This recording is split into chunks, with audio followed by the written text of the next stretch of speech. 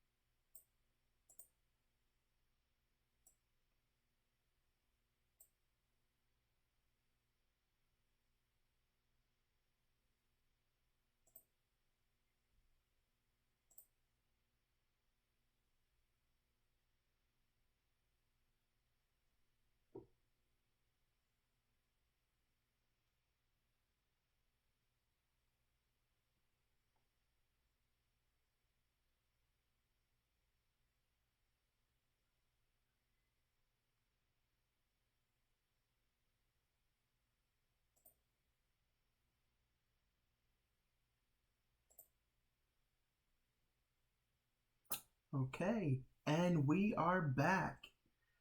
Eagle eyed viewers on twitch.tv/slash the average Jays will notice that we actually switched up our setup a little bit. So, this is one of the changes that's coming to you. Um, bear with us as we iron out some kinks, but this is the start of a brand new Average Jays. Speaking of, this is the Average Jays podcast where we take nerdy things you might have forgotten about and break it down. So today is January 31st. It's the last day of January. And Mm. as always, I am Jay Justin Ruiz. And I'm Jay, Jeremy Francois. So, like I said, we're going to break down some of the things that you might have already forgotten that happened this week. And the first one up is Bill Gates has some sort of feud with cow burps. Did you know this, Jay? No, that I did not. When I saw that on the docket, I was like, I wonder if this is another, I don't know, save the planet kind of thing with cow burps and farts. But I So, would like to hear your piece on this. yeah, so it is. It 100% is about saving the planet. I mean, Bill Gates, for him owning everything imaginable and having almost all the money in the world, he does some good stuff. Um, but this was reported on by CNN. This is the article that I'm referencing. Bill Gates has announced an investment in Australian startup Ruminate, and it's cool because it's rumen and then the number 8. Which is developing a seaweed based feed to reduce the methane emissions cows produce through their burps and, to a lesser extent, their farts. So, methane being one of the most potent greenhouse gases, it's like a big deal, especially when it comes to ozone layers and, just the overall health of our planet. Um, Bill Gates is like super on it. He's like, oh, we need to cut this down. Apparently, I didn't know this was a massive deal. I didn't know that cows produce this much methane when it comes to their bodily I excretions, think, emissions. and I think that's another reason why I've heard, and I could say I've read or heard this from somewhere, like where vegans are saying, like every time we eat burgers or anything with meat, they keep farting, and it's a whole circle of life kind of thing, or circle of death. That's what you want to call it. Yeah, I mean, I had no clue that this was such a hot topic, but Bill Gates thought that it was a big enough issue to invest $12 million. So, Oh, where's my money? Where's my yeah. cut? But yeah, $12 million Wow. investment.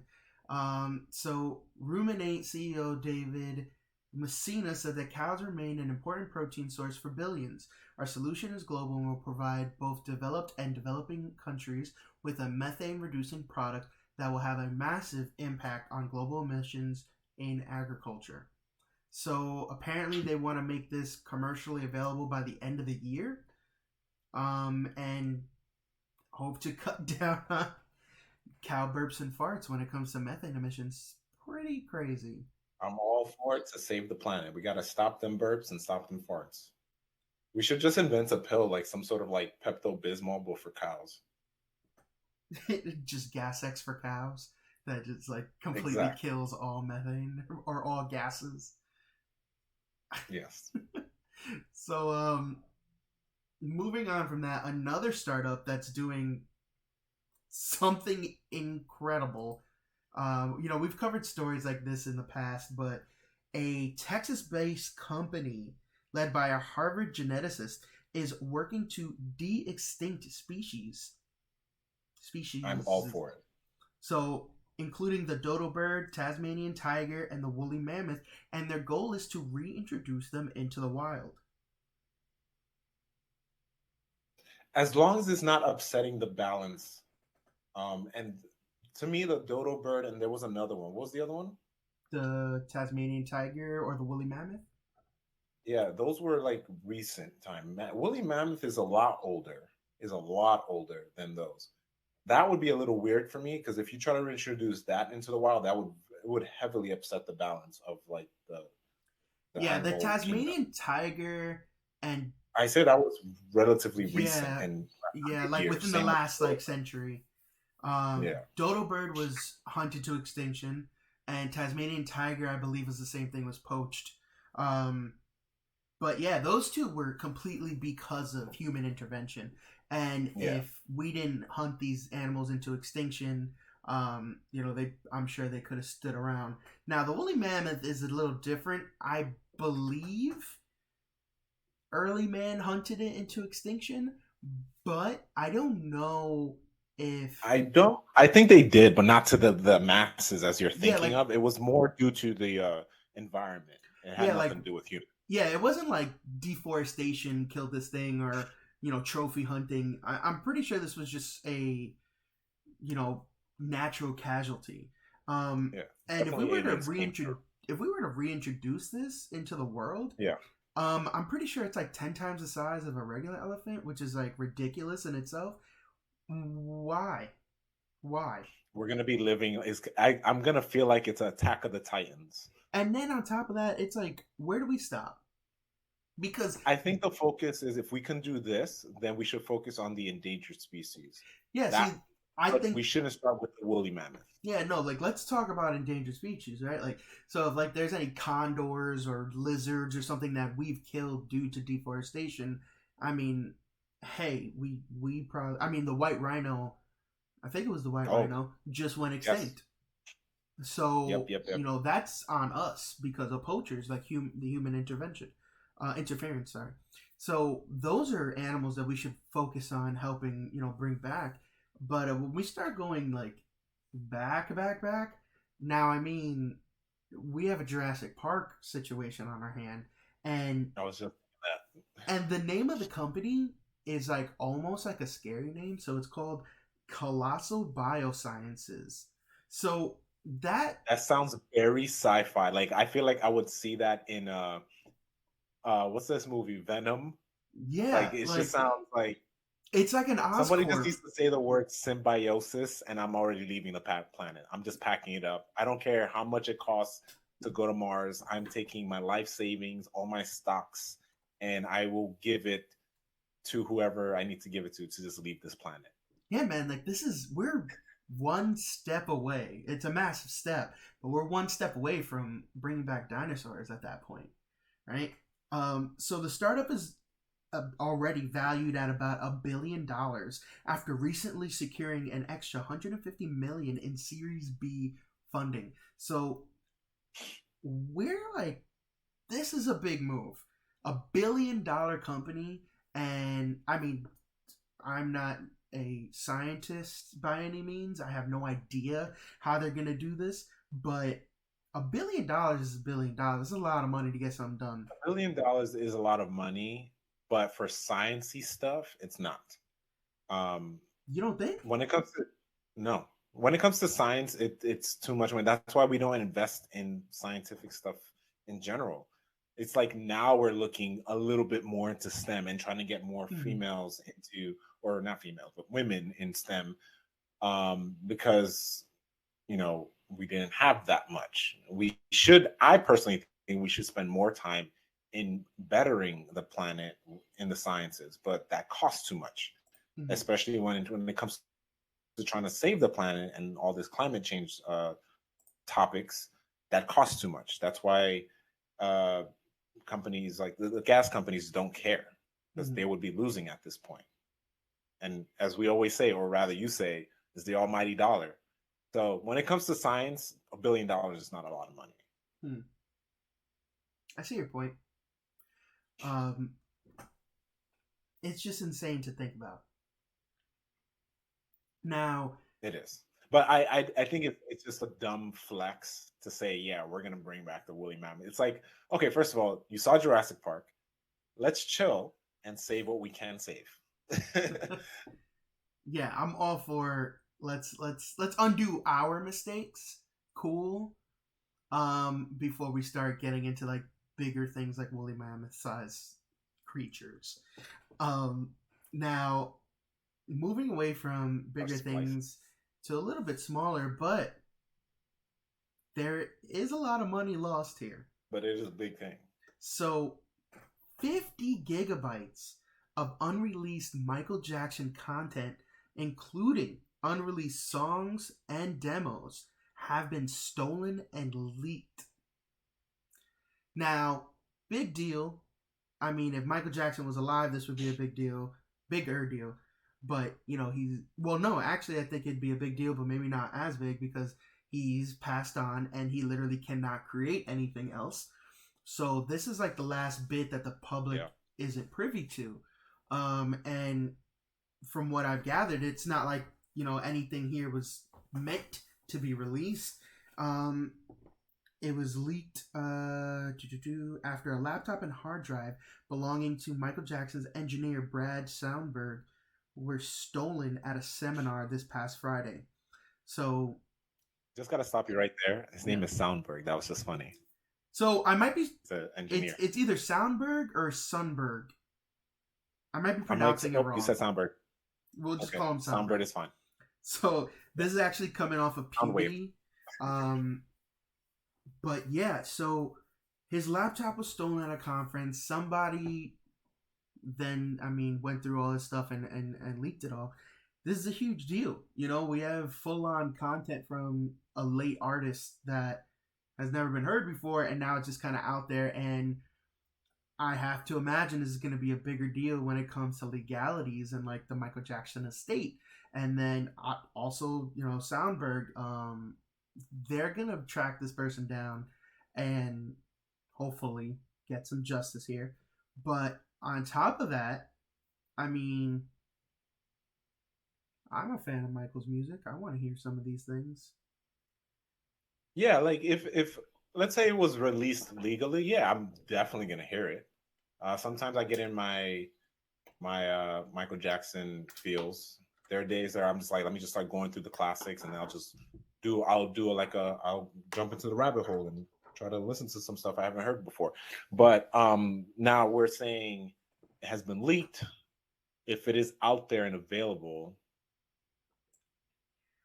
I think the best thing you can do is, as the estate, is kind of get ahead of it, and then release it via Spotify, Apple Music, all these like legal platforms. Because at the end of the day, there's still music that you can still pirate. But what's the point, So like back in the day, that I think it would have been, let's say this was 20 years ago or 50 or 30 years ago, and Michael Jackson was dead at that time, that would have been a bigger deal because there was no music subscription. Yeah. Now that music subscription is a thing, no one's going to care that. No one's spending time to download these things. There are people that would still buy these things. I don't think the value would decrease because let's say it's out and I go right now, download this 50 gig information and just listen to it. Now, the problem here is if people try to sell it. But I think it'd be hard to sell because it's like it's on the internet. Who's going to buy it from you when I can just download it? So it's going to be available via the torrenting sites. But if you have it on the platforms, I don't think it's going to be a big problem. They just need to make that decision quick because then it's like that's money that the estate is not getting. That's where my head is at. No, I think you're right there. And the other thing is, apparently, they were completely finished, and Michael was said to record over 100 songs per album. And so at his death, he had recorded over 1,000 songs. I remember this. Yeah. So that was really cool information. Yeah, so him having all of this content and leaking out. Just think about it. It's technically a finished unreleased track, but it's unreleased. Now, 50 gigs. That's a lot. That's an old school iPod. You fill it all the way up. Yeah. With just Michael Jackson. You're talking hundreds of songs easily. Yeah. So, I mean, that's pretty crazy. It's pretty crazy to see. I mean, everyone just keep an ear out to hear if Michael hits the radio anytime soon, because we might have some new stuff, whether you want it or not. It'll be coming our way, and especially now with social media, TikTok, and all that. All it needs to do is hit TikTok, and it's everywhere now. Because Yeah. you just make an It audio it's on it it. would be and for lack of a better term, it would be very cancerous. It will once it Yeah, touches TikTok, it's over. yeah, that's it. It's going all over the place. So, speaking of going all over the place, one of our favorite properties is setting sail once again.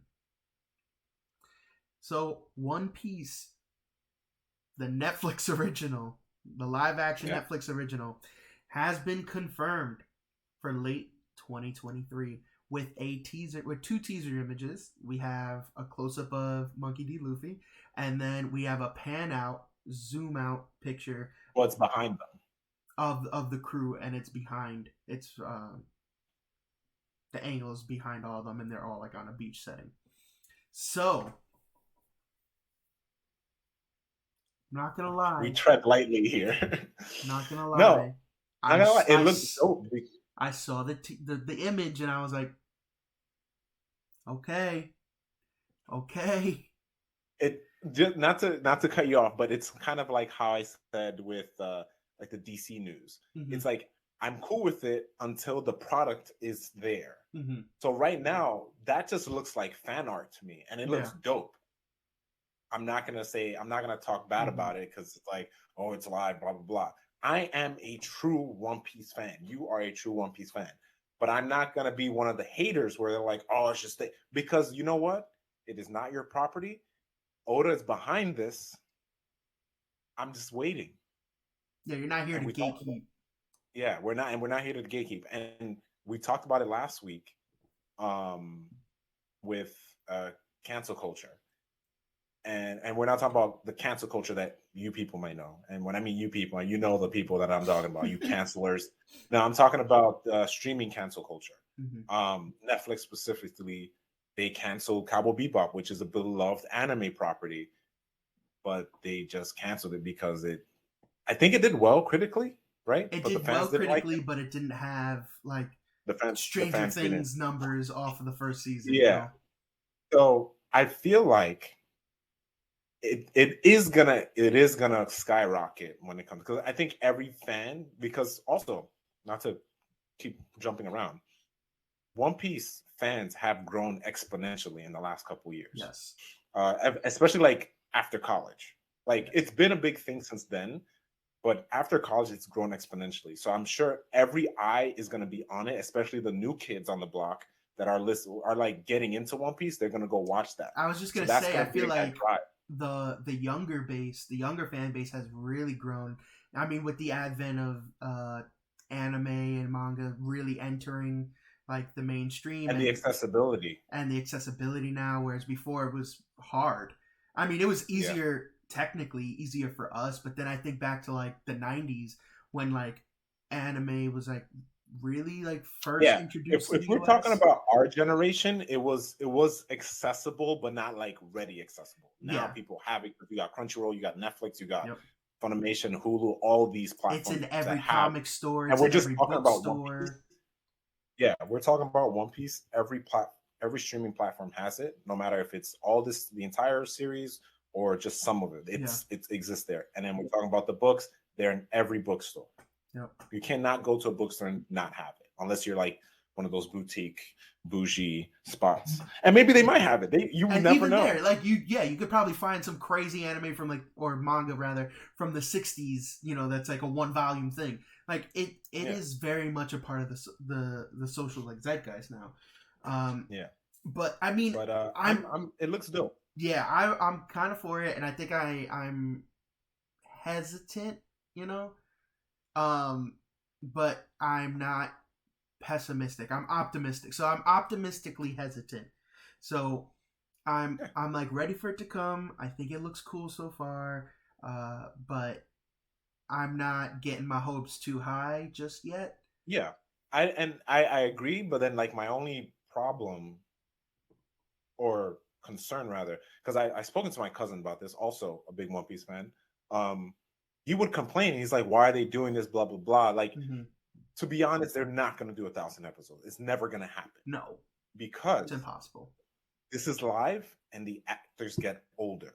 So I am down to see an East Blue arc, Yeah. and that's it. They don't need to even go to Alabasta. For those One Piece fans, you know what I'm talking about. For those who don't know, that's like the major big play. Like that, you have to see East Blue, and then once you see that, it hooks you in. That's it. Yeah. Like you can't let go.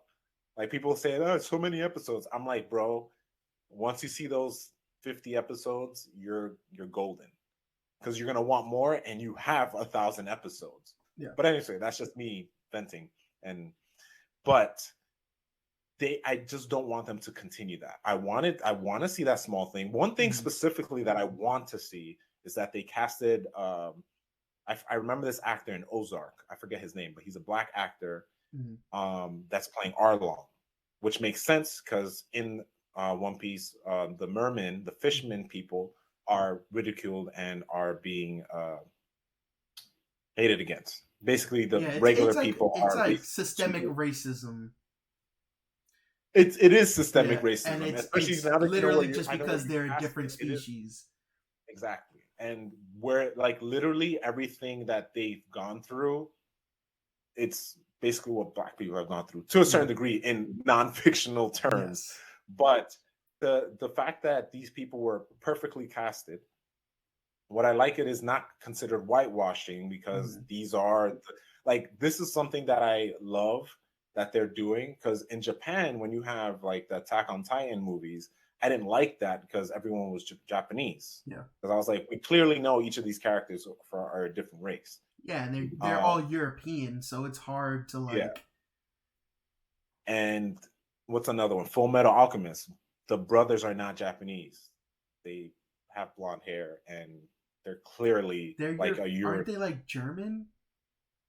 No, well, there's no race like real Yeah. world uh, culture or whatever. Mm-hmm. But in the Divergent, they do like a multiverse thing, like Mm-hmm. the OG multiverse where they do cross into our reality Okay. during the World War One. During it was World War One or World War Two, Okay. but they do have these.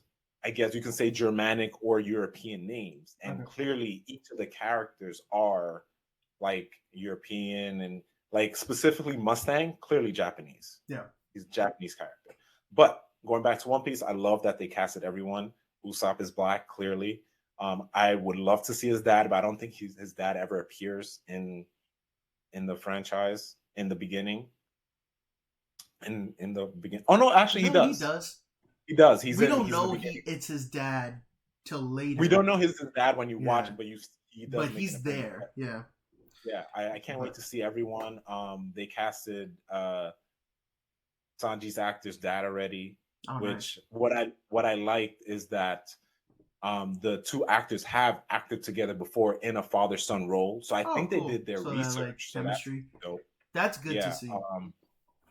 the Zoro and Sanji beef is real. Even to they stay in character outside in our reality. I believe Sanji, the actor, posted and didn't include Zoro. Like I thought that was really cool. Like I think they're really sticking to the and to the source material. that's what you want to see, right? You want to see that commitment, and hopefully it's not something. I know we kind of go to this well a lot with Cowboy Bebop, right?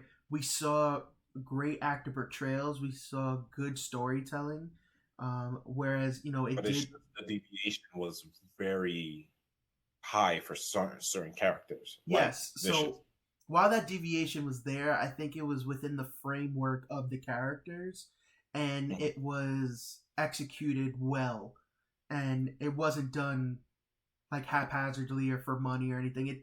It seemed like this was a very like it was produced by fans and was produced by excellent writers, so things kind of panned out the way it should have, or the way it could have, I guess. Whereas here in One Piece, characters being a really big part of it, I'm hoping that we see that same level of maybe like commitment in the character It portrayals. yeah. I think The Last of Us, if anything, it's just like that. Like Yeah. you have the fans writing, and you do. My thing is, I say this for any adaptation. I'm all for it. It could be different. Deviation, and it depends on what medium you're going through. Yeah. Even though One Piece is still in the same medium, the difference is now it's live action versus anime. Hmm. My concern is how it's going to look. That's another Very thing. true. And sticking with what works. If it doesn't work in live action, change it up. Give me something else. You Don't know stick what? too close to it if I'm it doesn't work. almost kind of like either this is gonna look really cool because it has to, right? Like for it to be pulled off, it has to have a really big like special effects budget, or give me like '60s Godzilla type special effects That's the complete and 180. and lean into it, like really lean hard into it, and I'm for it.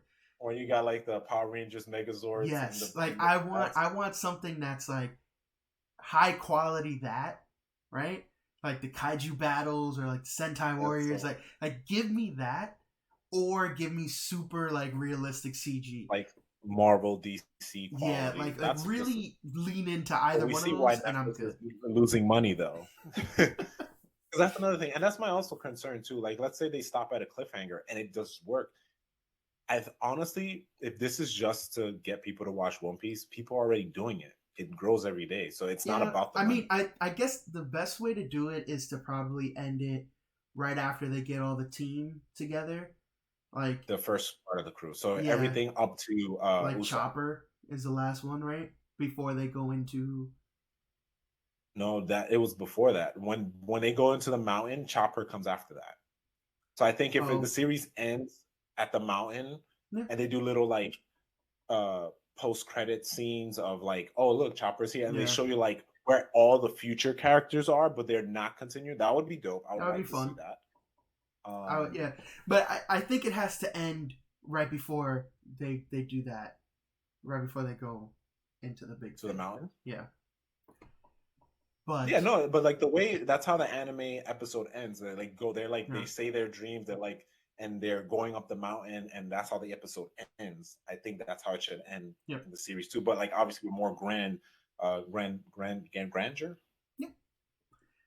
Yeah, So moving on to the next one, and this is going to we stuck be on that for. yeah, we were on that for a little while, but this is going to be the meat and potatoes here. And you Yes, mentioned it before. So DC Studios and co-CEO James Gunn have announced the DCU first phase. I was gonna So ask, do you want to just say the lineup and then we talk about it? yeah, sure. So I'll go through each one and then we'll break down what they are. So the name of phase one, well, no, it's first phase and Chapter one. chapter one.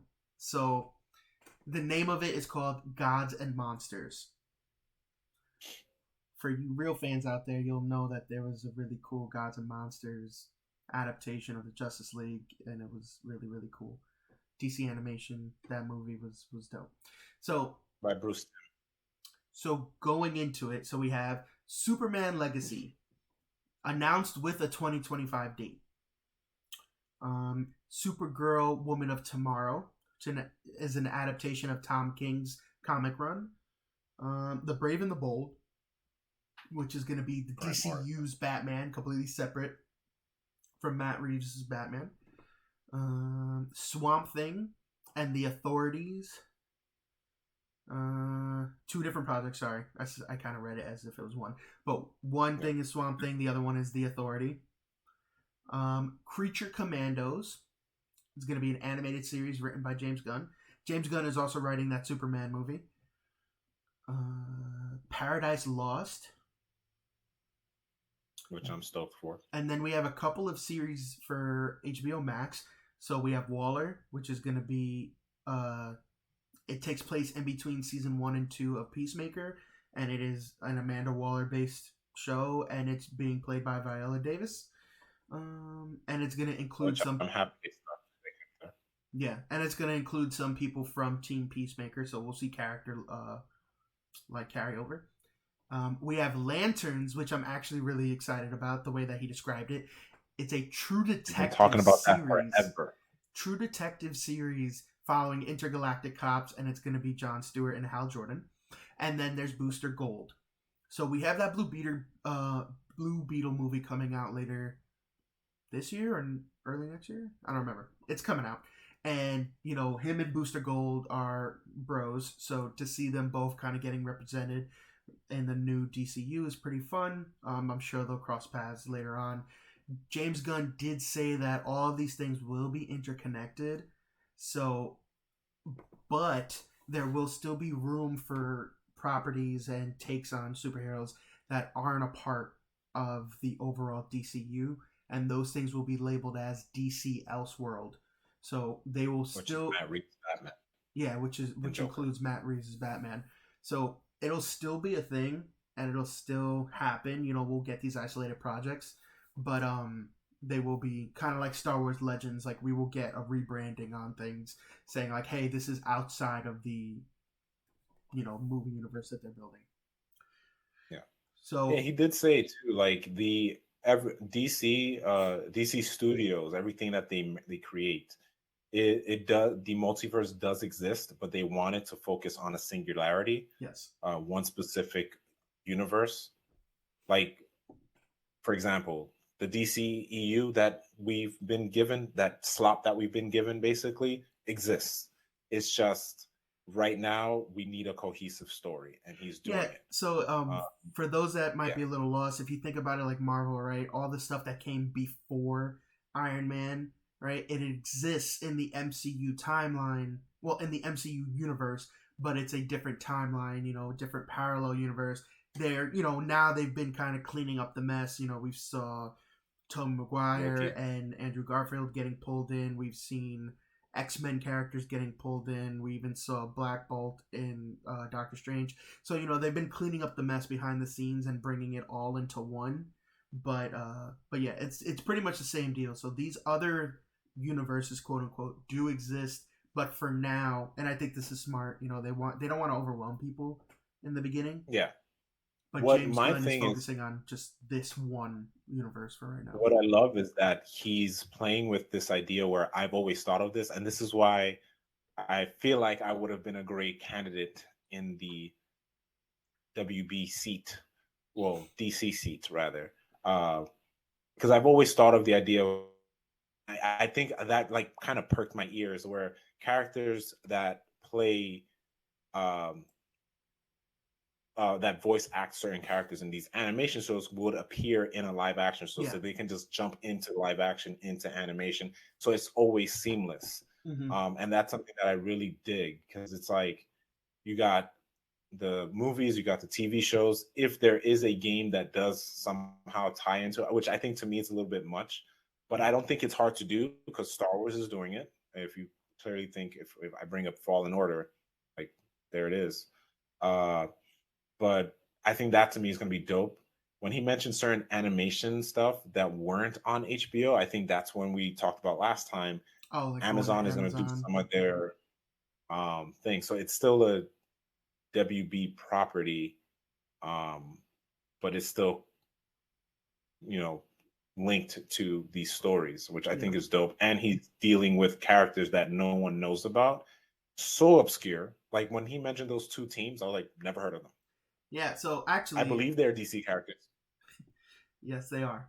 So each thing, let's kind of dive into each one of these things. Yeah, so do that. The first one up, Superman Legacy. It's coming out July. It's slated for July 11th, 2025. Don't care about time for me. I want the product. So this won't be an origin story, and the movie will show Clark Kent balancing his Kryptonian heritage with his human upbringing, showcasing Superman as a good hero in a morally complex world. So he's already an established hero. We don't know how long he's been in the game, but it is a thing. Yep. And it's undecided who's going to direct Superman Legacy. While James Gunn is writing it, there's no talks about the director yet. He's still undecided, and the movie will be PG-13.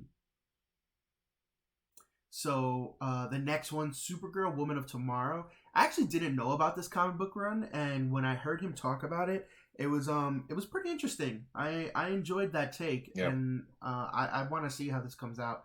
So Supergirl, Woman of Tomorrow is a part of the DCU's first chapter. The movie is based on Tom King's comic of the same name, and we see Supergirl that's like she's very jaded.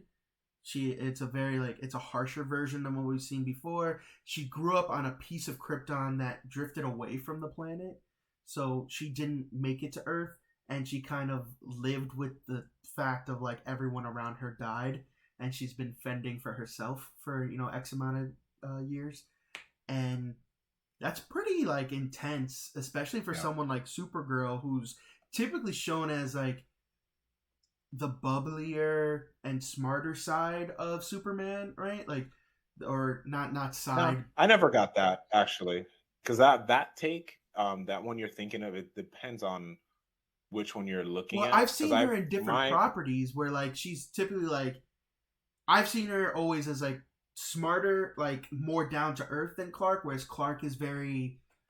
I wouldn't call him like head in the skies, but Clark is typically optimistic and like very like I think goody two shoes, whereas she is I think a little more human in some areas. I've actually never seen that, because like for me, and not to stay on this topic too long, Mm-hmm. I've always saw, because like of like the space time continuum, Yeah, like when she shows up, she's younger than Clark, so I always yeah, saw her as the older brother. okay, So that's how I saw her. But then I saw her more. Uh, she couldn't handle herself on Earth because, again, she kind of grew up before Clark yeah, or Superman on Krypton, so she knew how she was.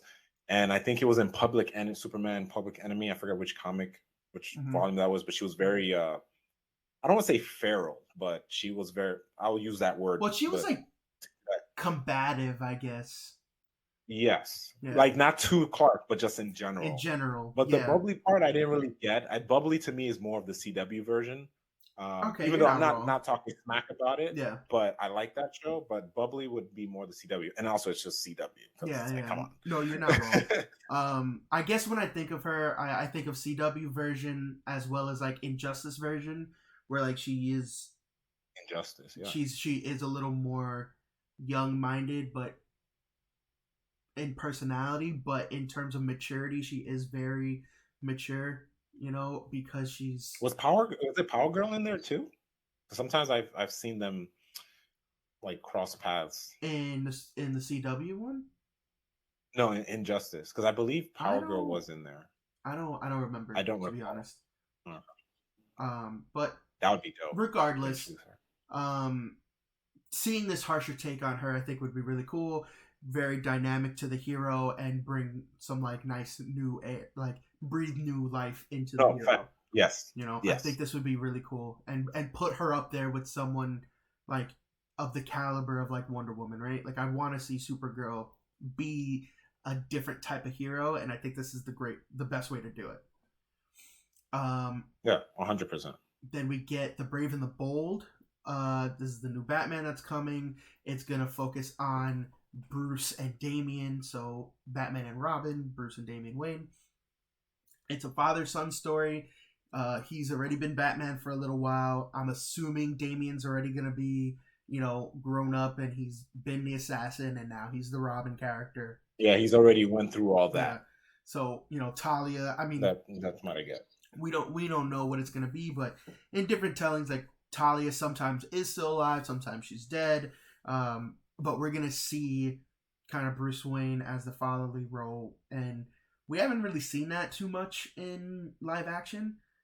Ever. Like the only thing I could think of is maybe the OGs, Batman's, the Tim Burton properties with like Batman and Robin and then Batman Forever, where he has the sidekicks, but it's not really like a fatherly thing, you know. Maybe the Val Kilmer one. That is the closest. That is the closest, but it's never fatherly. It's never Yeah. fatherly. So, so now we're actually gonna get to see this, and it's live action, so it'll be really cool. Yeah. And for those who don't know, just for our regular viewers, Damian is Batman's true son. Yes. He is one of the latest Robins out of the slate. So you had first Robin, which was Dick Grayson. You had Jason Todd, Tim Drake. Those were the three before Damian until they became their own heroes, which I can assume in Brave and the Bold that they exist. I hope they do exist. They don't have to show them. You know, it's there. It's there. So it's apparently So I based. am stoked to see this. Yeah, so it's apparently going to be based on Grant Morrison's comic run, and the other members of the Bat family were throughout. Yeah. So So in his comic run, it was actually Dick Grayson as Batman because it was like Batman and Robin, and it was Dick Grayson holding the mantle. So it was more of it was a brotherly love yeah, type story. But Grant Morrison did helm that run for a long time, from when Batman dies to when Dick Grayson pulls the mantle. So I'm assuming they're going to be pulling a lot of source material from there, yeah. but focusing on the father son That would relationship, honestly, which that wouldn't be too bad to see. I wouldn't mind seeing. It might be a little early to kill off Batman, but I wouldn't mind seeing a different Batman other than the Bruce Wayne one that we've always seen. You yeah, know, the yeah. closest we got was at the end of Dark Knight Rises. We got to see the Joseph Gordon-Levitt's It was like character. an amalgamation of Yeah, all the Robins, yeah, which like was cool. yeah. We got to see his character find the Batcave, but like we didn't see him in action. So it would be cool to see a different quote unquote Batman with a Robin. I think that would be fun. So the next ones are Swamp Thing, which I think the show. I watched the show when it came out. I don't even remember. Was it on Hulu? It wasn't HBO No, HBO Max. It Max didn't was even CW. exist yet. It was DC's. They had It their was their own streaming little thing, thing right? before the HBO Go absorbed it and then turned into HBO Max. Okay. I So forgot, it was DC something. I saw it when it aired there, and I dug it. I loved. Yeah, I watched the first episode and it looked really cool, but then it got canceled after I like saw it. Yeah, And man, it sucked. It was so good, and the reruns are on CW Seed. yeah, it was so. In my mind, that thing was awesome. I loved seeing it. Yeah. The it had almost like a CW budget. I'm not gonna lie, but most of the money went to Swamp Thing, and he looked badass. I think that was a thing too. It was the money. That's one of the reasons why it got canceled. Like some of the Which is surrounding effects and the villains, like you could see, like they couldn't put as much money into them. But Swamp Thing himself, he was dope. I can imagine if let's say that show wasn't made then, but they made it now. I think it would not have got canceled because they would have this HBO Max money. Yep. Because DC was doing its own thing. I'm sure it was still under WB, but Yeah. I think the CW. I mean, sorry, this DC streaming service that exists. I forget the name of it. Also had comic books in it too. So Yeah. I think they were just testing. I think that was just a testing ground before HBO Yeah. Max became a thing. It sucks that it was a casualty in that testing, but it was really cool. The story was fun. Like I keep saying, I really enjoyed his look. They're bringing it back.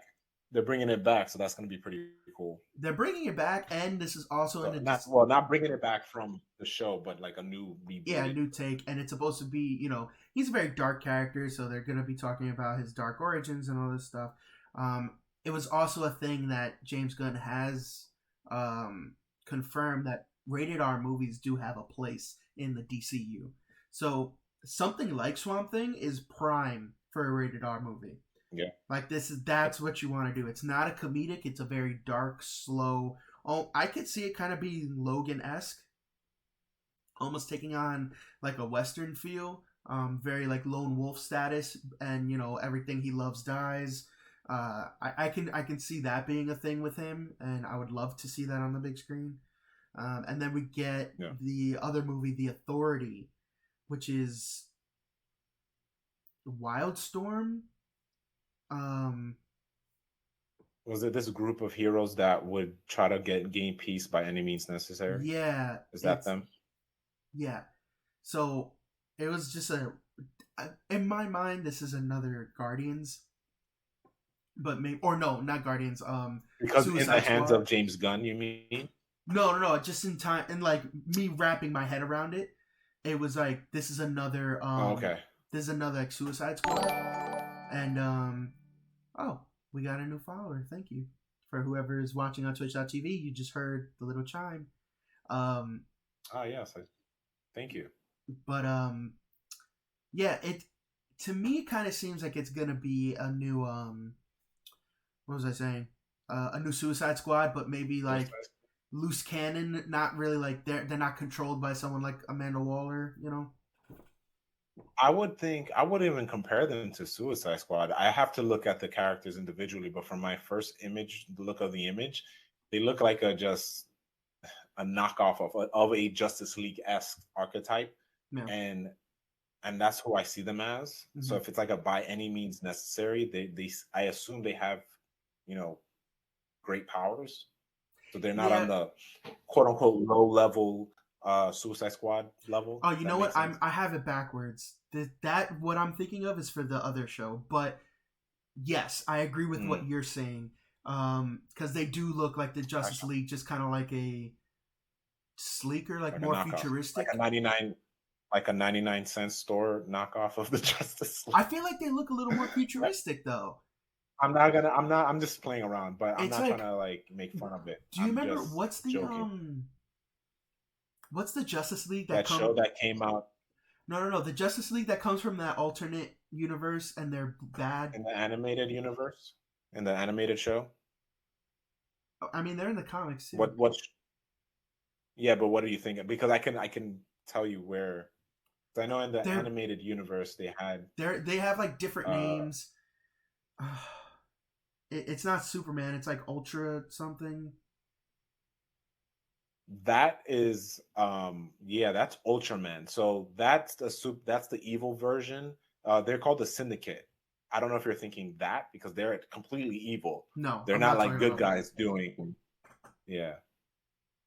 Well, no, am I talking about them? Um if you're thinking of Ultraman and then there was like there's Superwoman and then there was Owlman. Yeah. Them. That's the Syndicate. That's the Syndicate. They're completely evil because they're the complete opposite of Oh, like everything was opposite. Like uh Ultraman can take in green the kryptonite, yeah. but the red one affects him like it's like they're complete opposite. Like their hearts are on the left I guess I saw it. side. Like Maybe they're complete I saw it kind of like they want to be that, right? They want to be the Justice League, but they're very amoral, so they'll just do whatever they want. But I mean, I guess we'll see. I mean, it's a whole yeah. different We'll team. be surprised. They're from a dark corner of DC comic book lore. I'm sure no one It's like really was expecting this. I feel like you're gonna get those people who are like, you never heard of them? What a Yeah. loser. And I'm like, oh, we got a gatekeeper there. And then same thing with Creature Commandos. So Creature Commandos looks like they combined um what is Doom Patrol with uh Suicide Squad and like some random people and they threw it all together. So apparently the show is going to feature Rick Flag Sr., Nina Mazursky, Dr. Phosphorus, Frankenstein, Bride of Frankenstein, GI Robot, and Weasel. And Weasel was in Suicide And Squad. Weasel was in the latest This Suicide Squad. But because like, you saw the movie, right? yeah, Yeah, so like for those listening, this is a spoiler. At the end of the movie and the second Suicide Squad movie, Weasel's alive. yeah. Like he just gets up. He's still alive. So if it's So I Rick thought that Flag was cool. Sr., though, this takes place in the past. It could take place in the past. I It would has to. rather it because yeah, then Weasel would look a lot not disheveled. Well, yeah, I mean, he in the still that I And he saw, can it was articulate. in the still that I saw, it was it's a grab from a comic book or whatever. He looks the same. He looks as crazy as he did in He the looks Suicide it's Squad. a comic book. He looks relatively the same, but I would feel like he's still disheveled, Yeah. but not as disheveled he will in the Suicide Squad, Mm-hmm. unless it is taking place in a current continuity and Rick Flag Sr. is still like doing his thing. He's still pretty brolic, Oh, you think like tough. he's just alive and doing his stuff? He's still He's like an aged but like still spry, Yeah. tough man. I So, keep saying tough. and this is going to be the first new show on HBO Max. It's animated and also written by James Gunn. And then another animated show is going to be Paradise Lost, which James Gunn, you know, he described it as a Game of Thrones type story. I'm all for it because Themyscira animated is always the best. Yeah. Wonder Woman from 2009 looked beautiful. And if you're giving me some like now it's not even just a movie, it's an actual series in Mm-hmm. animated form, all for it. And he also kind of uh, he said that it's going to take place before Diana's birth, and it's going to focus on the creation and politics of the society. So this is basically a big I'm prequel all story. Um, I'm all for it. yeah, so that was everything that was announced. A lot of good things on the way, a lot of interesting products. I'm all for it. But we also got some other tidbits of news for DC that are just as vague as they are frustrating. So, not only did James Gunn have the gall to say that The Flash was the best superhero movie he's ever seen. He saw it. Well, because it's the only super. It's the only. Wait, he said the best superhero or best Flash superhero? Because I'm like, that's the Best only Flash superhero. superhero movie he's ever seen. And he even dropped the F bomb. But he also gave no clear direction for Jason Momoa. We know that he is still going to be a part of DCU, but he was quoted saying that while Jason Momoa like saw the Aquaman franchise as a trilogy, he's like not going to be playing two characters at the same time. So he said Jason Momoa likes Aquaman, but he's also really into Lobo and has given no clear direction into what's happening. Yeah. Are we going to get a third Aquaman just to round it out? Like, what would be the point of At that? that point, yeah, I think not getting a direction is great because if you tell me, "Oh, we're gonna get it," and we don't get it, I'd rather them not say anything. So what he told us for, and this is all factual, because these movies exist already, Yeah. right? So when he laid it out and he said the Flash is resetting everything, I'm all for it. So we're getting something. So for him to not give us a clear answer, I think that's the best decision. Same thing when he mentioned Henry Cavill like not coming back as Superman, or he was not even hired as Superman. These were things that are factual. So we're getting facts that are not like, we'll see. And also he's not being coy. There's no need for him to be coy because it's not like he's in the middle of doing something like how Kevin Feige is in the middle, or not even in the middle, but he's in the trenches when it comes to Marvel. So there's no need to be coy. So at this point, and this is where I'd say it all the time, I'd rather wait till I have the product. So even when you said like when Superman Legacy was slated for 2025, I'm like, fine, okay. When I see stills and when I see these trailers, that's when I'll get hyped. When Right I now, see I'm Nicolas just Cage in the optimistic. suit, that's when I get hyped. Exactly. Now, but I'm all for James Gunn as well. All this news is great, but my takeaway out of all of this is that he believes in writers and directors and not the suits, and that's where I stand behind James Gunn. I stood behind James Gunn when he was first announced. He's been getting a lot of hate, and we've talked about this in the past. He got a lot of annoying death threats and like hate messages and stuff like this. It's like, guy, they brought you Guardians. They brought you Suicide Squad. He's really good at his craft. He loves the characters. Trust the guy. Don't hate on him. I'm optimistic. I just won't get hyped anymore until I see some stuff, because I've been burned by suits before. Like we were gonna freaking get the the Wonder Twins. No one asked for that. Now, if you told me James Gunn said this, I think I'd be with it because I trust the guy. You see what I mean? So now, what if James So Cameron said that we were going to get I'm all Space for it. Ghost? Would you trust that?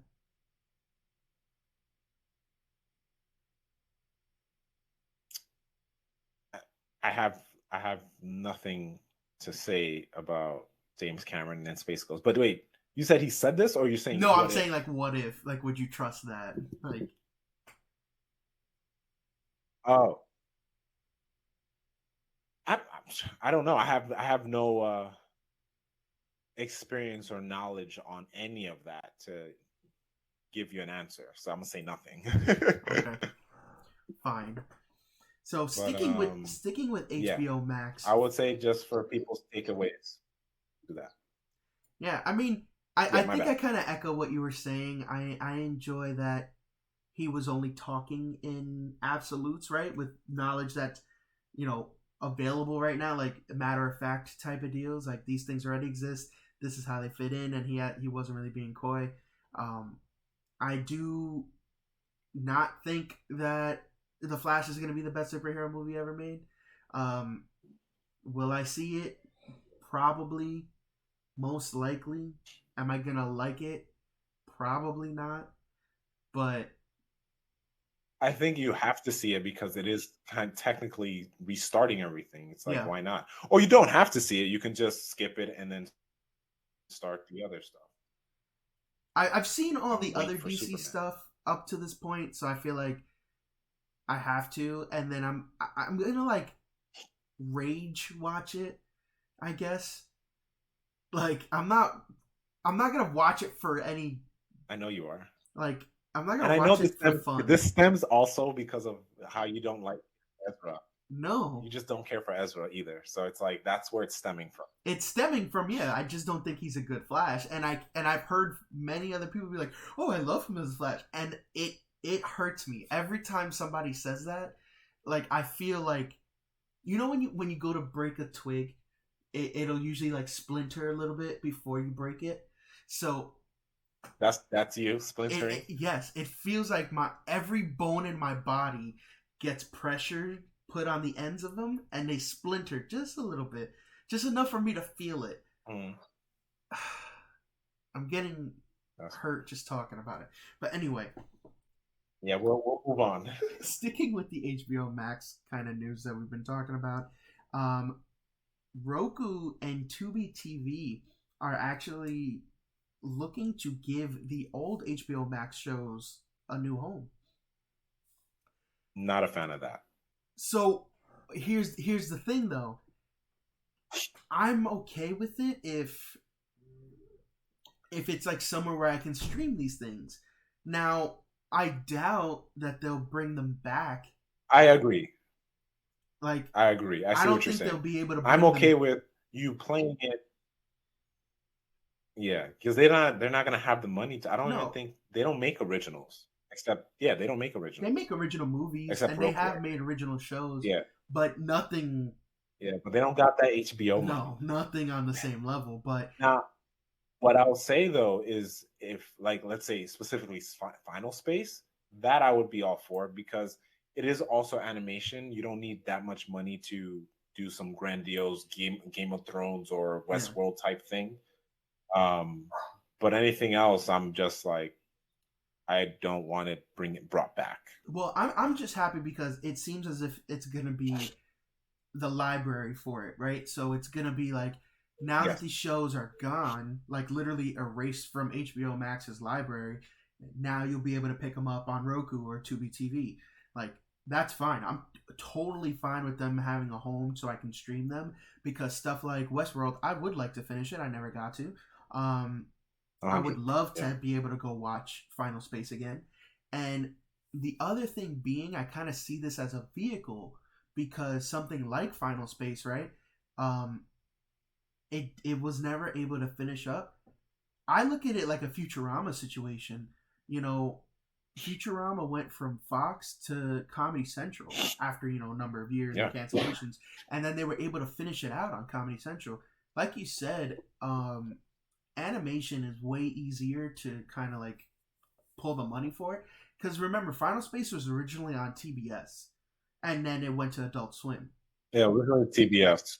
Yeah. So these are not like huge budget animation things. Like, yes, it they do cost money, but something like Roku, if Final Space became a Roku original and they were able to do, squeeze out another season or two, that's going to bring people in. Now, is it going to bring millions I'm of all for people? it.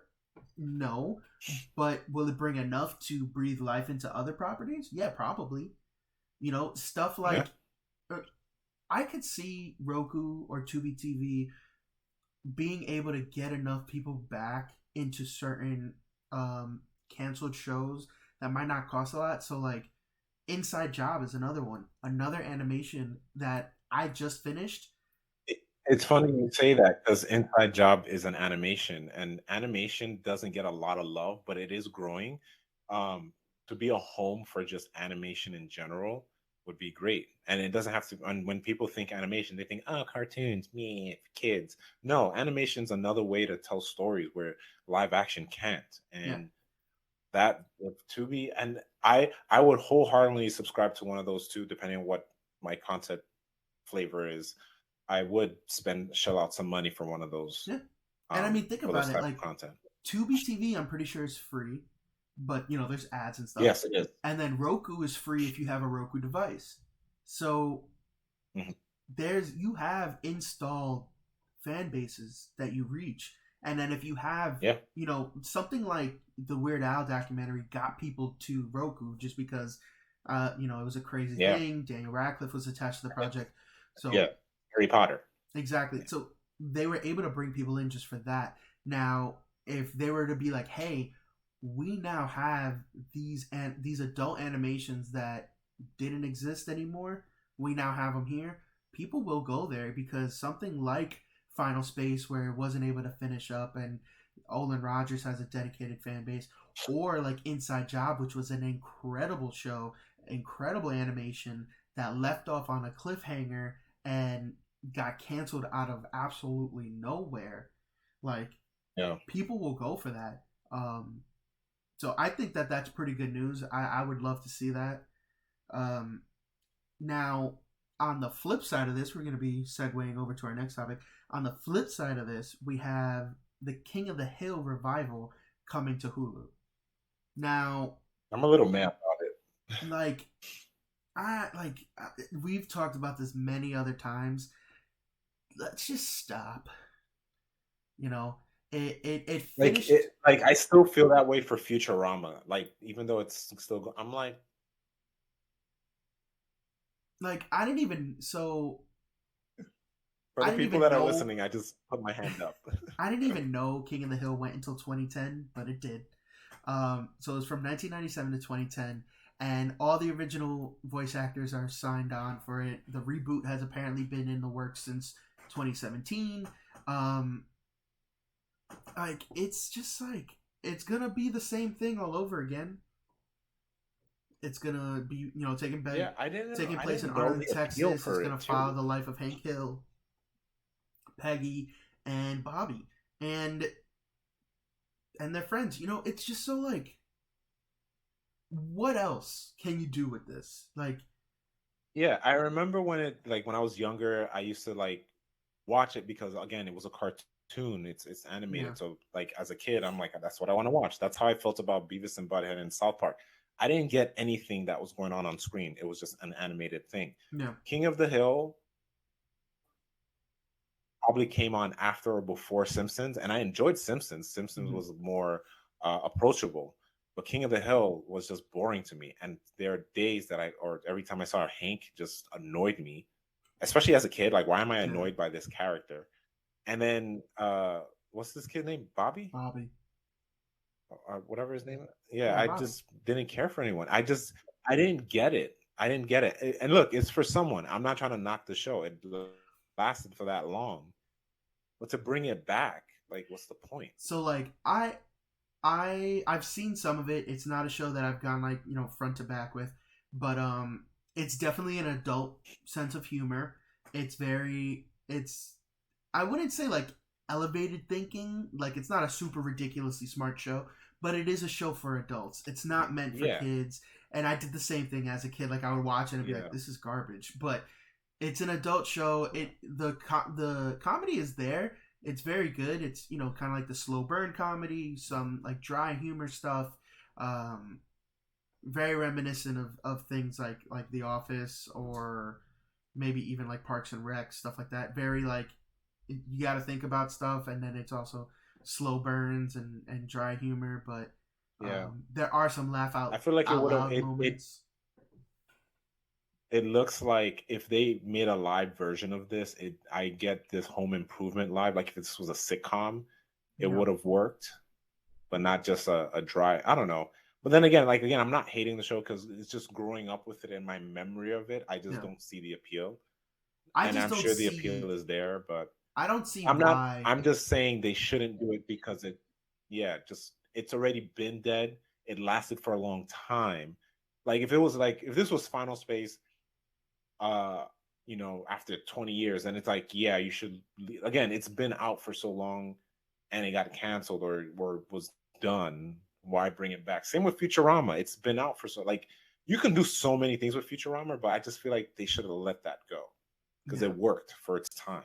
yeah, Not saying it won't work now, it's just make room for new things. yeah. And this is a revival series, so it's a reboot. So none of the things that I've seen about this happening is a whatchamacallit. It's not like a continuation.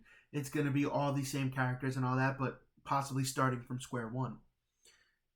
Which is I don't know. To me, this is just like I Mm. don't understand why. I don't understand why this is happening. I'm a huge fan, like you said, of Futurama. I think they should never touch that thing. It ended perfectly. That reboot is supposed to be a reboot continuation, so I don't know what they're gonna do there. Um, yeah, some of these revivals and reboots, like Yeah, it kind of it yeah I just don't know why. it it kind of yeah, it kind of harkens back to like what we were talking. Like I forgot to mention this. So going back to what James Gunn was saying in its entirety, he says trusting the writers and the directors. Like that kind of piqued my interest because it's like I'm at that age where maybe there in the future I can probably play in that sandbox. Hopefully, they do hire more writers and directors with outside thinking or more creativity, and people of color. So now jumping back to our topic now, like King of the Hill, like why don't we get new TV shows, like just Yeah, something new that's not that gives room for people to just tell their stuff. And this is why the indie game is getting so much love. Indie in all in all this medium. Look at Olin Rogers again. He's creating his shows Godspeed that he's just releasing for himself. He's already have the people's back. He has the money because he has the people. So like if someone was like, "Oh, I want that. I want Godspeed. Bring it to our network." He's not going to do that because you know why? It always has the opportunity to get canned, but he has the people. So that's his. He's flush with money in a sense. King of the Hill is a property that these big businesses could just keep shelling out because they're like, oh, you know what? Someone was asking for it, or either no one was asking for it. They just don't know what to do with it. yeah, yeah. I don't know. It's weird. But also talking about something that someone was asking for. And you know what? I would say that I'm interested here. Bad Boy Bad Boys 4 has been officially announced, and it will be starring Will Smith and Martin Lawrence. They're returning to their characters, and you know, I feel like Bad Boys 3, which was called Bad Boys for Life, which is confusing in terms of the title. I Yes. I saw it as they came back. They originally weren't going to do it, and it took forever for it to get made. Then Martin Lawrence signed on, and he was good with it. They made it, and it did good for what it was. And now they're going to squeeze out another one. And for me, this is like why squeeze out another one? You already did the third one, and the third one, from what I remember, it was kind of like a passing the torch to this new squad of like the younger cops. So Yeah, but that was not gonna work. It's 'cause to me, it looked like a 21 Jump Street yeah, type of humor in their realm. So to pass on the torch, it's not gonna have that same raw energy the first two films no, brought. And to bring on, and not, I'm not trying to call them old, but they are older. It's you're just bringing these geezers back on to play a young man's game. Like what Bad Boys One, Will, and then Martin are going to be like, who are these guys? Like, why are they still doing this thing? Is Will Smith's character settled already? Like, because we knew he was a womanizer. Like, did he settle? Like, is he spending time with his kid? Like, it's just now you got me asking these questions. Why is he do? Why doesn't he just chill? You know? Mm-hmm. Yeah, it's just like I don't know. I don't know why this is happening. I share some of the same concerns that you have, and like maybe you can kind of get away with it for Will Smith because he's still doing action once in a while. He keeps up his physical appearance. Martin Lawrence has Yeah, visibly aged, and it is showing on his face and his body. So yeah, I get it. He's always played kind of like the straight man off of Will Smith's yeah. kind of Even in devil may the care. movies, he's the family man. So Yeah, it makes sense for his character to be past the dad bod, I guess. But if you're still a cop doing these things, why don't you work out a little more? but But then also like it wouldn't make sense to work out because it's like now you're changing reality. Like who works out? Well, unless that was his thing. That wasn't his thing. Like if you're looking at the character himself, that wasn't his thing in the franchise. So that it would be weird for him to just get buff in the yeah, like next movie. And even it's if you like, see like in Bad Boys 2, it was a thing where like, oh, why isn't Mike settled down yet? And that's when he's dating Gabrielle Union. And then Martin Lawrence, he had like 3 kids. He's set up with a family and a house, and he was actually going to transfer out of the department so he would be in a chiller line of work. And during the whole thing, he's struggling with his anger management. And you see like he is slowing down, and he wants to slow down. Okay, now you fast forward 10 years, they do Bad Boys for Life, and I know it was a thing that they wanted to do, and I think Martin Lawrence was the one who was hesitant, and Will kind of convinced him to do it. Like, come on, man, like one last ride, and fine. But then another one, so somebody asked for yeah, it, and they got it. it's like somebody asked for it, and it's like, and this is the problem that sucks. You sign these contracts, and that is the problem. If I was Will, and I saw that, I would have been like, I don't want to do another one. This is like me and Martin are on the same page. This is the last one. Yeah, They signed that contract, unless there was nothing to sign, and then someone asked for it, and they're like, oh well, I guess we're gonna do got another nothing else one. going on, might as well. Like that's what it feels like. Yeah, but then that's just you halving it at this point. Mm-hmm. So, Talking about half in it. So Epic Games, the developers of Fortnite, I know it's a little indie game called Fortnite. Maybe you've heard of it. They came out with it was a kind of like a wrestling style battle royale game called Rumbleverse. Now, this actually released back in August of 2022. So they published this melee-based battle royale game, and now in January of 2023, they have killed this game. 6 months for those eagle-eyed or eagle-eared listeners. 6 months. Now, that's crazy. Epic Games, just like their name, are pretty freaking epic. They are a huge company. Not only have they created Unreal Engine, which almost every video game nowadays uses, but they also have Fortnite and the Epic Games Store, which has done like gangbusters ever since releasing. It's a competitor to Steam at this point. Yeah. And they just kind of gave up on this thing that they put out, and this is a topic of discussion just for today because I think this kind of follows trends that we've been seeing in like media altogether, where if something isn't immediately killing it out of the gate, studios and creators are really just axing it. This It's game. it's it's that version of the attention span of like TikTok. Or I'm not getting this many views. I'm gonna either scroll away or the person takes it down. Yeah, Like I'm not getting the likes that I want. I'm gonna just delete it. it's weird. It has a cool kind of cartoony art style.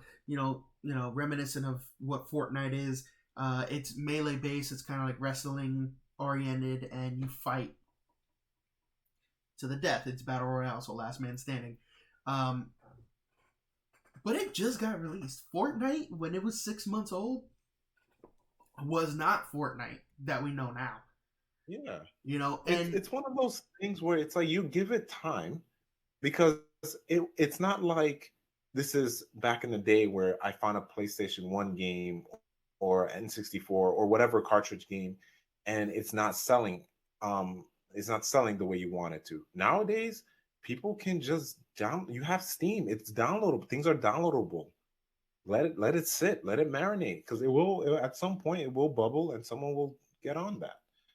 You don't have to and this is the get rich quick scheme falling into our media and and Hollywood and these big companies. And again, I keep saying it again, and I'm always going to root for these people. And this includes myself when it comes to the indie game. And I mean, well, indie game, not indie games. Um, Everything indie is just getting popular because people want passion. They want genuine stuff. so it's just, I don't know, man. It kind of sucks to see something like this. This is actually, I guess you can call it breaking news because this happened today. But they announced it with a tweet. They said we have an important announcement to share on February 28th, 2023. Rumbleverse servers will go offline. Players who have made any purchases since launch will be eligible for a refund, which is another wild thing. Like, why are you refunding money? I mean, I get like maybe within like the last month, fine, but like 6 months out, Yeah, if there's no buyer's remorse. You bought a game, you bought a game. Um, and yeah, from what I know, I think this is free to play, and then cosmetics were the things that you purchased. We thank you so much for playing. Please see the full details on our blog, and then they have the thing. And on the blog, they did a full statement about like what's happening. Um, so they're saying that this is not the last time that you'll hear from them, and this is not the last time we'll invite you to play. So we don't know what's happening. Apparently, this is saying that like just because Epic is killing the game doesn't mean it's dead forever, and you may not yet have seen the Rumble in its final form. So this seems like it was a direction from Epic Games and not from Iron Galaxy, who was the developers. Epic mm, Games was the publisher. So, you know, I still don't know why this exists, Like I said, Fortnite 6 months down the line was not doing gangbusters like Fortnite is now. So this is something where it should have gotten a lot more time to breathe. When stuff like this is launched, it takes a long time to find like its footing. They have to they have to create characters, they have to tweak mechanics, they have to flesh out maps, they have to do more to these things so that they can have the legs to stand on.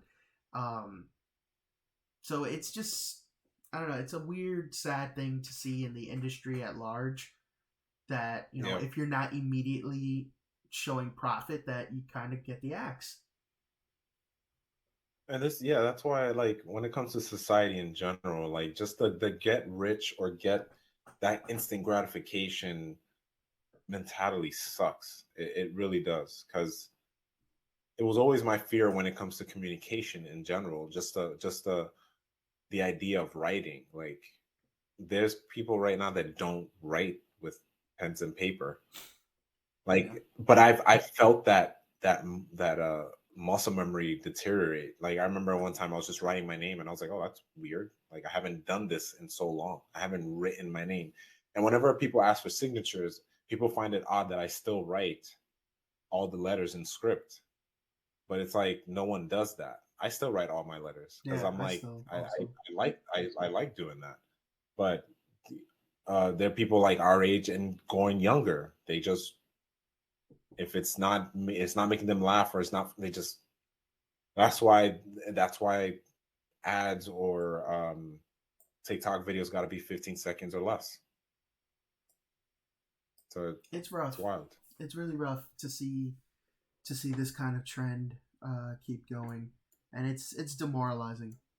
But Yeah, agreed. going from an outright axing to a slight delay.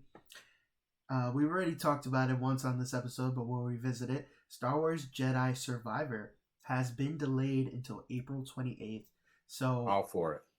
All it's for it. it's only 6 weeks.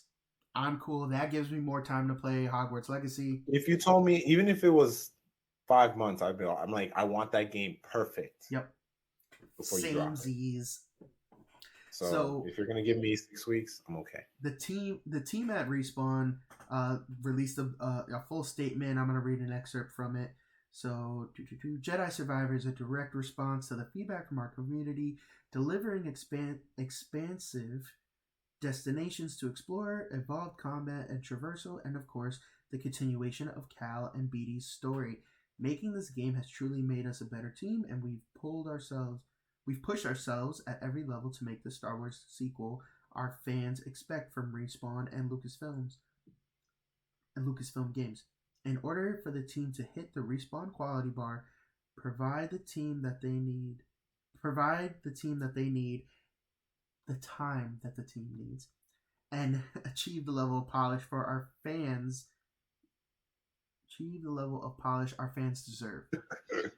We have added 6 crucial weeks to our review schedule. Star Wars Jedi Survivor will now launch globally April 28th. So this is to polish up gameplay, fix any bugs, enhance the player experience, improve performance. I'm down for it. This is fine. This is a okay thing. You're telling us this game is done. There's nothing wrong with it. We're just here to polish it up and make sure it looks good for when it hits shelves. I'm all for that. Don't freak out, people. Don't freak out. There's no reason to hit the panic button yet. But 6 weeks back, I'll wait for it. This game, the first one already, was fantastic. They've earned my I guess my loyalty to wait on the next one. Factoids. Now moving on to something that hasn't been delayed yet and is right around the corner. I like to put a little asterisk yet. PlayStation 5 has released a new set of, technically it's one big commercial, but I've seen it be chopped up. They've released this new campaign for PS5, and it's it's called Live from PS5, and it mimics a newscast. It had the first promotions for Spider-Man 2. So it was really, really fun. You saw, it was all live action. You saw these criminals kind of webbed up between buildings in New York City, and it cuts to like a POV of someone's phone recording, and you see Spider-Man land in a fire escape and then swing off, and then right after that you see Miles swinging behind him, and someone in the back is like, "There's 2 of them." So it's fun. I enjoyed it. They also showed stuff from Horizon, God of War, Ratchet and Clank, bunch of other different things. Yeah, and one thing I would like to know is don't get bamboozled, because it did say coming this spring, but that trailer was from Australia. Spring is fall, is their fall. Yes. So yes, so it not is, our spring. Yeah, it's their spring. So it is that is true. It is coming fall 2023, so towards the end of the year. But it's okay. It's okay. We're okay with waiting. Yeah, just wait. Take care of yourself. Drink water. Tell your people you love them, and go to bed. Don't be outside. Live long enough to get this game. Will it into existence. Will it. We need to not go into that light. So, speaking of video games, Jay, What have you been watching, reading, or playing? I have not been reading or playing, Wow. but I have been watching. Don't need to get into this because we will do. Oh, for yeah, we didn't say this. We will be doing a spoiler cast for The Last of Us with a guest, but we'll keep you posted on that. But I did watch Last of Us. Great episode. You saw that episode? No, not yet. Don't spoil anything. I won't spoil it. Dragons show up. This crazy. Now let's go. um, but I did watch Spirited Away. Oh, I'm nice. on my Love it. Hayao Miyazaki film train. Mm-hmm. I wanted to watch some stuff that I've seen before to like refresh my brain before I watch some new stuff. Mm-hmm. Um, I keep saying I want to watch The Rin Rising, but then I'll just be like, oh, let me just go watch this that I haven't. But I'm like, I need to watch this. Mm-hmm. So since we've met, I still haven't seen Ponyo. But I'm like, I need to see these Ponyo's movies that like I my haven't. favorite one, dude. I love Ponyo. It's so beautiful. So um, I did watch that. I'm on my Ninja Turtles. I told you I paused on Smallville, but Yes. Ninja Turtles, ooh, takes me back. So good. Uh, I stopped like halfway in an episode. I'm back on my Vinland Saga anime. Okay. It's I don't know if I've talked about that, but like lately in the last probably 10 years, Viking Norse stories has there's been an uptick on that. Vinland Saga has been out for some time. It's basically about a boy who basically witnessed his father die because of these pirates. But then he kind of stowaways on their boat and kind of joins them inadvertently. But he stays with them because he wants to kill the head of their captain because the captain fought unfairly, and he wants to kill him. And I remember watching it was an Amazon original, but it got me a little upset because Amazon doesn't have it anymore. It's on Netflix and Crunchyroll season 2. So I'm watching it on Netflix, but then I'm gonna watch season 2 on Crunchyroll because again I'm feeling salty towards Netflix. So there you go. Um, what else? What else? Oh, watching. I think I spoke to you about this. I also am watching a anime called Blue Lock. Yes. It's a sports anime. The latest episodes were pretty good. They were pretty good. What else? I feel like there's something else. I slowly watched another episode of Samurai Jack. And it was that one episode I was like, oh, it's Aku this whole time. I was like, Samurai Jack, how do you not see this? It's that episode where Aku turns into a girl and like Mm. saves Jack. And I was like, it was so obvious. Like when I remember first seeing this, I was betrayed.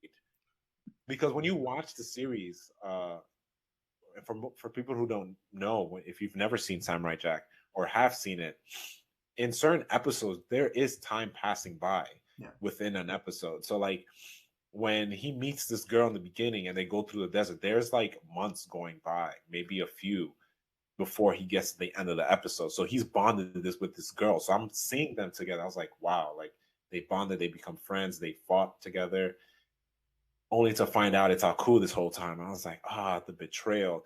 And it sucked back in the day watching this and him never getting to take out Aku. But when I actually watched it, I realized it was canceled. But then Yeah. they did bring it back, which was I still I'm trying haven't to get seen back. the last season. Get to it. Get to it. Other than that, I would say that's it. I got to get back on my reading. I might get back on Akira as when it comes to reading because I haven't Okay. had any other comics to read. But yeah, Gotcha. that's basically it. Oh, one more thing. I did watch You People. It's Oh, a I good want to movie. watch it. Is it good? It's good. I enjoyed it. A lot of people say they didn't like it. Like I think it's not like your American Pies or it's like it's a good movie. I Yeah. really like Jonah Hill. Jonah Hill's a great actor. Mm-hmm. Um, I'll say at the end of this movie, when I was telling Gabby because Gabby watched it too. Um, the one thing I like about this movie it just shows how easy it is to put aside differences when it comes to race. Not saying it is easy, I'm just saying it shows how easy. And I firmly believe in that film Mm-hmm. because if a lot of people, I'm not talking about racists, I'm talking about ignorant people, ignorant white people. If they see this movie, they'll get it, Mm-hmm. hopefully get it, and then understand like, hey, you should learn more about these and take these uncomfortable conversations with people of color and understand where we come from. Yeah. Um, but then again, life happens. That is true. But you will enjoy the movie. Other than that, great romantic movie. Yeah, I really want to see it. It's been on my radar. It keeps coming up on Netflix whenever I log in, so I'm like, I wanted to watch it.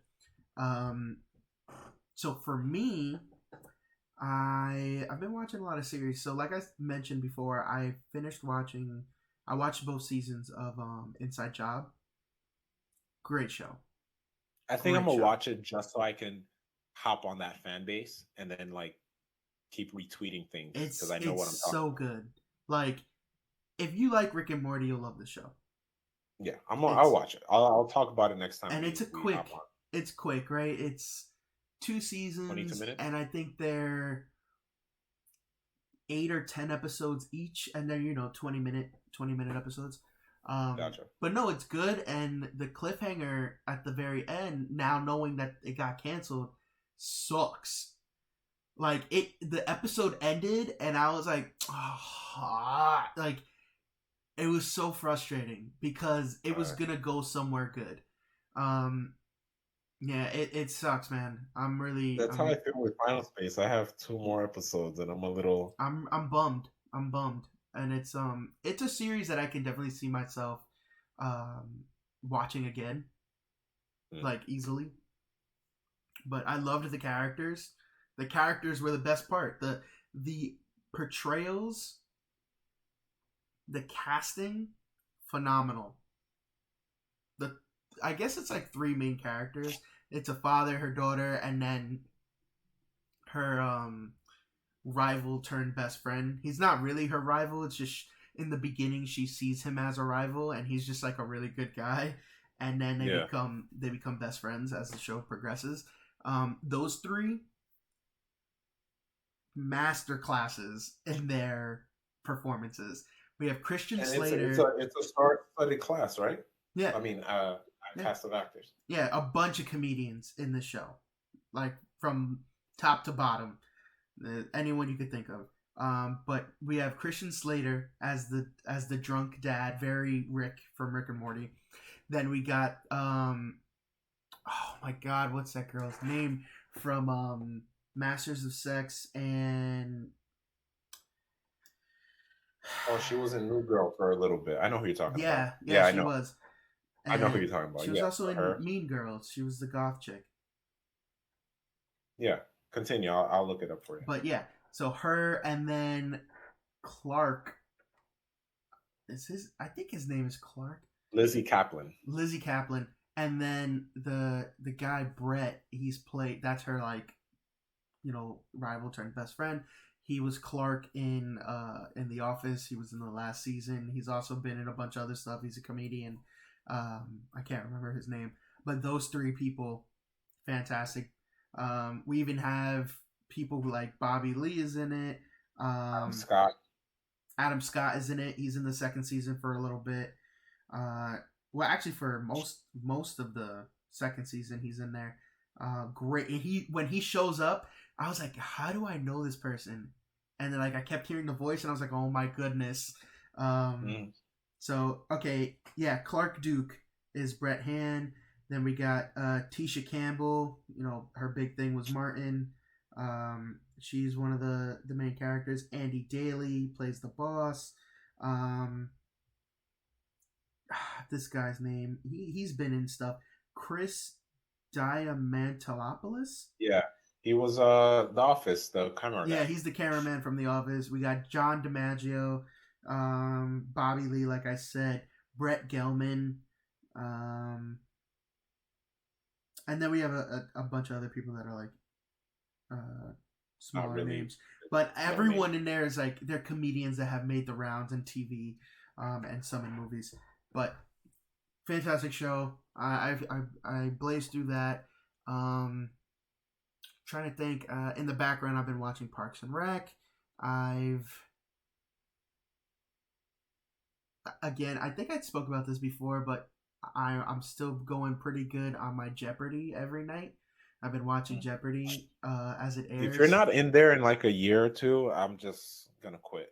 So I had this thing. So I was watching Jeopardy and then Celebrity Jeopardy. So regular Jeopardy comes on CBS, and then Celebrity Jeopardy is on ABC. I like Celebrity Jeopardy a lot, not only because of celebrities, but because of the host.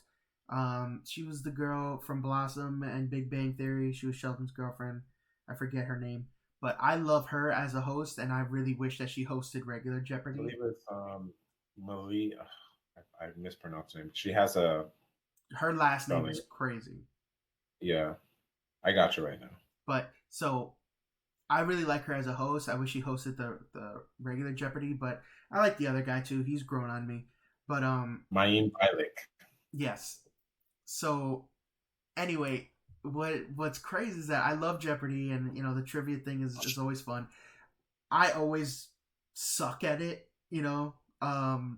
but it's fun for me. I like it a lot. Usually I do really good first rounds, and then Double Jeopardy is where I'm like, oh my god. But Celebrity Jeopardy, I would freaking run that game. So Celebrity Jeopardy, they tone it down a little bit, and Yeah, celebrities play for charities. So the money that they win goes to whatever charity they're playing for. So my new goal, and I told Erica when I was watching it, because I was, playing at home and playing on stage are very different, but yeah. I was running the games. I knew almost everything that came on the board, and I was like, you know what? My new goal is to get famous enough where I can get invited to be on Celebrity Jeopardy, and then I'll run it. Like, Yeah, definitely. You got to. Like so you need to get a blue check on either Instagram or yes, and then on I'll just keep submitting so I yo, can get on we Celebrity got Jeopardy. hopefully the podcast gets the blue check and we could, get you on it. Yo, for anyone listening, help us get a blue check so we can get this guy on Celebrity Jeopardy. So that's the goal. All right. So what else? I think that's it. I haven't been watching too much. I took a break from Teenage Mutant Ninja Turtles. I think I was at the midway point of You were season 3. season 3. Yeah. They didn't add anymore, right? I haven't checked, but I don't think so. I know they only had 3. I was at the midway point. Beyond that, I don't think I've really been watching anything else. I feel like maybe I watched a movie, but I can't remember. Now playing, it's been a little rough. So I finished Ragnarok. I platinum did, no big deal. But That's like just like shameless, like I did it. So after that, I went to Kingdom Hearts 3. So I've never played Kingdom Hearts 3. I've had it on my PlayStation forever. I have, I got the ridiculous collection of every single one. So I got the, Kingdom Hearts 1, 2.15 Basically all remix. 6 games. It's every single Kingdom Hearts game in the big collections. Yeah. I got the final mix, the 2.8s, the whatever. So I have all that plus the third Kingdom Hearts game. I got it in one big bundle at one point for stupid cheap. It was, I think, like $40 for all of it. So it's just been sitting on my PlayStation. And then with the PS5, I transferred everything over. And I was like, I'm not going to play all these games. So I just dove into the third one.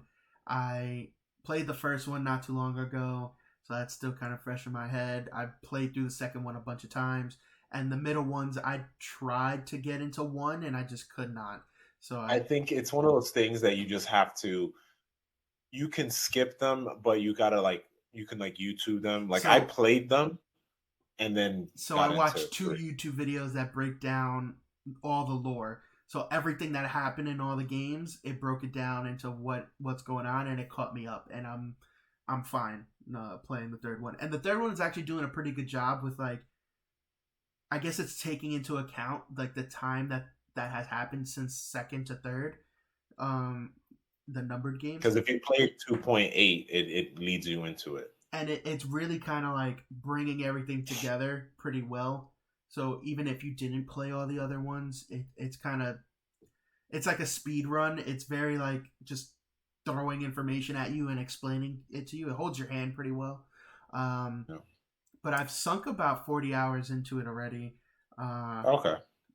I love it. How do I you love? was I was smiling like an absolute lunatic throughout the entire Toy Story world and most of the Monsters Inc. world. I think that this is such a good love letter to Disney. Where I know like the overall story has nothing really to do with it, and he's just like it just so happens that he's in these Disney worlds. But I Yeah. think it was so cool. I love all the attraction based finishers that they've added. Um, Mhm. I have a lot of fun with that. Now, I was super bummed when I first put the game in and I played through the Hercules level. I was like, this is really sad, and this is really showing me that this So game is garbage right now.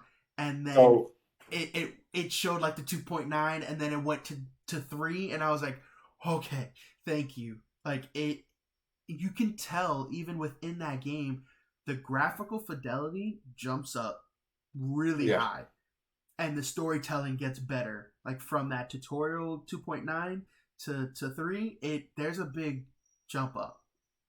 I personally think three to me entirety was lukewarm, but Okay. they had its what do you call it? It had its moments. Like you Mm-hmm. mentioned the Toy Story world.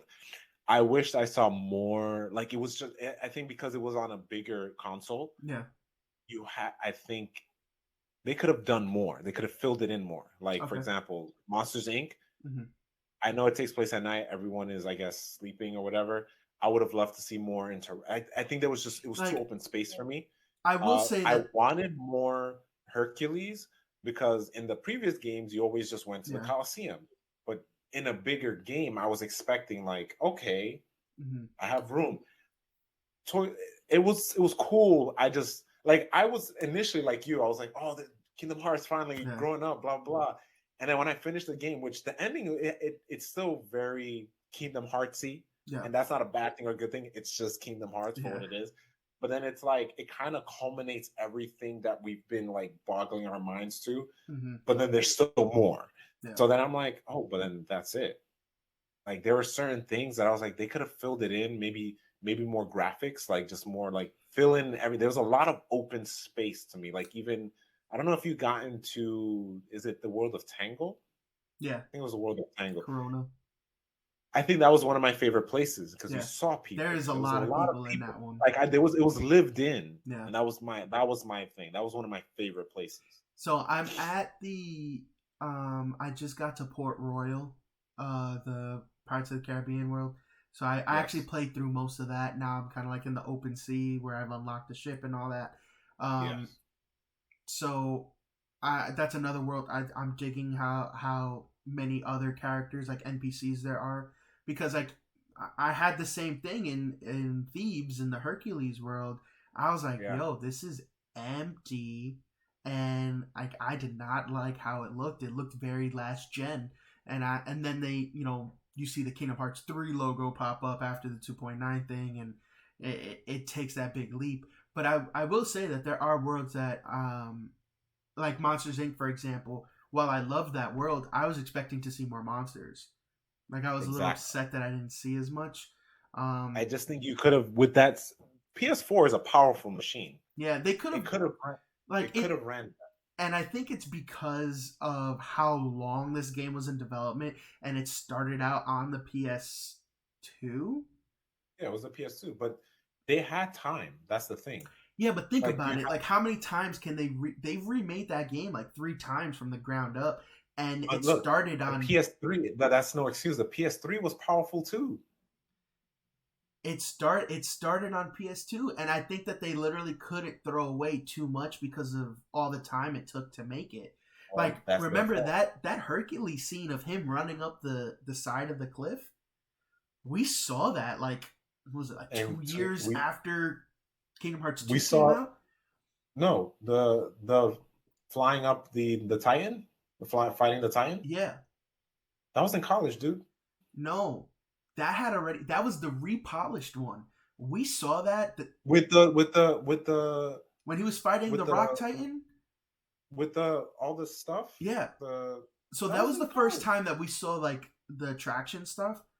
Yeah, But we had seen that exact scene when we were in high school, dude. Like Kingdom Hearts 2, I think it was maybe 2 years after that they showed that scene of him running up the wall to go fight the Rock yeah, Titan. but then that again, that's still no excuse to. You had two powerful machines that again. I'm only asking for being lived in. Having part one and two, it made sense to me Yeah. because we were in islands. Yeah. Like it felt lived in because we were so like. Oh, sorry about that. We were just so. I guess we were in our own world, but Yeah. because you gave me this big sandbox, and then I'm like, I do truly feel alone now. Yeah. Even though I still had Goofy and Donald. So I mean that is a letdown. Like it is, But and like it's I and then also this calls into the fact, not to like take over your rap. I always felt that maybe it was because I got older and we waited so long that I felt this way. Because when playing from one to two, and then playing all these other games were dope, Birth by Sleep and all they were great. Like yeah. I still had that same feeling of the Kingdom Hearts fever. But then we finally got three. Again, my expectation was probably too high. Well, it didn't live up to the hype at all. So Like it I don't just know. didn't. It's I'm just hoping the next one again. It's we have PS5 now, so it's like see it has to be. the next one I feel like there's no excuse for these worlds to be Final Fantasy levels of lived in. Like there's no excuse. Like for 3 I can say like it's not a perfect thing because it took so long to make and there were so many revamps and redones. Yeah. Like I can say that while this isn't a perfect game, I still am having fun playing it. Oh Um, yeah, it was definitely fun, and I'm happy that you're enjoying it. yeah, and like the different worlds, I think are great. There are some that are really empty, and there's others that are full. Pirates of the Caribbean world is very full. The Kingdom of Corona was very full. The village area, but then you got stuff like I was kind of bummed I didn't see all of the toys from Toy Story, but they explained it away with story. And then in Monsters Inc., I did really want to see some more monsters, and we only got Mike, Sully, and Randall. And I was kind Yeah, of like, oh, that kind of sucks.